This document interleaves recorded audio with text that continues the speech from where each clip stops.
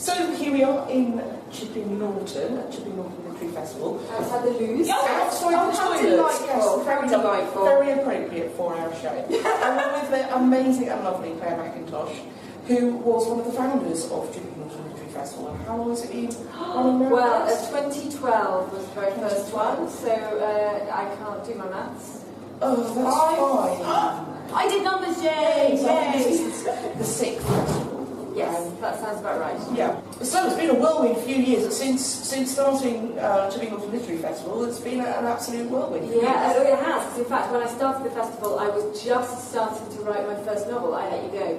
And by the time we got to my second festival, I had a publishing deal. So it was, and That's crazy quick, isn't it? Since then, it's been bonkers.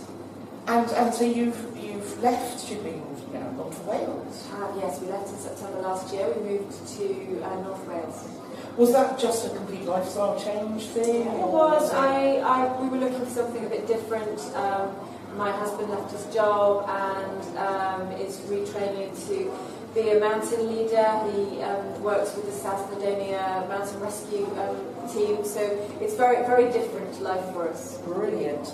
So I Let You Go was enormously successful very, very quickly, and completely changed your life, which you've just said in the talk that we've just listened to. So we don't want you to sort of repeat everything you've already said. We will praise you and also that on the show. And I See You is a great follow-up.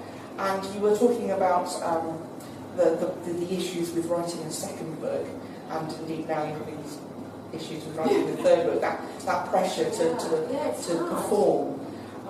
But look, writing is hard, per se. I mean, there'll be lots of your listeners, your viewers, I'm sure, who are writing their own books and finding it hard. You know only too well yourself.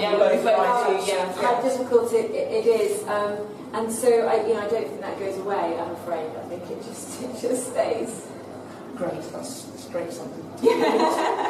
So also in tonight's talk, you were put on the spot to sum up your books in one sentence. So would you like to do that for us? No, because I couldn't do it, and I think it's a really interesting exercise that I'm going to have to go away and think about, because the thing is, I've never had to pitch them. I've never submitted to agents and had to pitch my book, so I've been very fortunate in that way. And so I'm going to have to spend some time thinking about it and coming up with the elevator pitch for my books. Yes, which is much easier said than done. It's like writing a synopsis. How do you get on with writing a synopsis? Do you have to do that? No, why are we talking to me, Jane? Why are we talking? Sorry. They are hard, though. Occasionally I write a sort of a one-pager for my foreign publishers so they can see what's coming up. And a one-pager I don't mind, because it's really it's like the blurb on the back of the book. Yeah. But now synopses are really tricky. Yeah, exactly. So, Rebecca, do we have some? Yes, so what is the most amazing / exciting thing that's happened to you since the initial publication? Well, if I ignore just kind of having a book published, which is quite amazing, a week in Mexico promoting my books. Oh, lovely. Yeah, that was quite nice.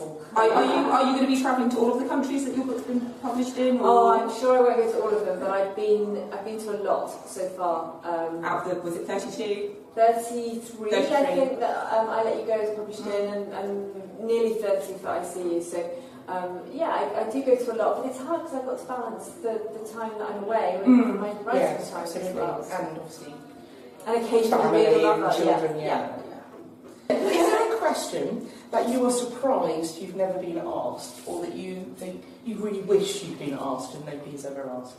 Do you know what? I've done so many interviews now already, and I've only been writing for a few years.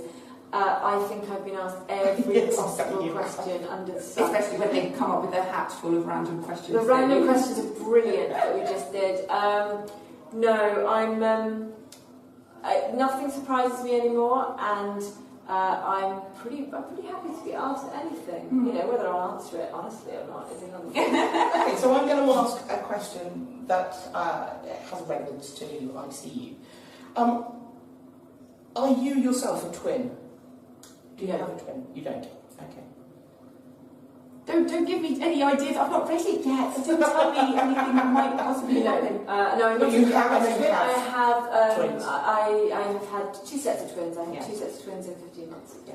I consider myself fairly up On the whole twin twinage thing. Yeah. Oh, I don't know if that's an important thing or not, Jane. No, It isn't. Okay, that's fine. I didn't know if like, the twin did it, was twins do it and blame it on the other one, or I don't know. Anywho, I don't know. That's your own book. Okay, yeah, that is my own book. Okay. Do you have a desert island book, a book that you could read over and over and over? Rebecca, definitely du Maurier.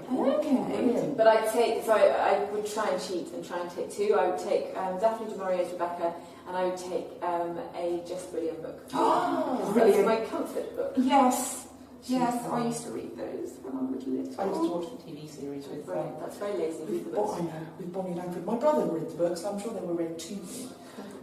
But yeah. Excellent. Brilliant. Well, thank you so much for your time, Claire. Yes, a pleasure. Thanks for having me. And I'm sure we'll see you around over the weekend. And we will, of course, console you when we beat you in the quiz tomorrow night. Yes. Oh, it's inevitable. Yes, it's inevitable.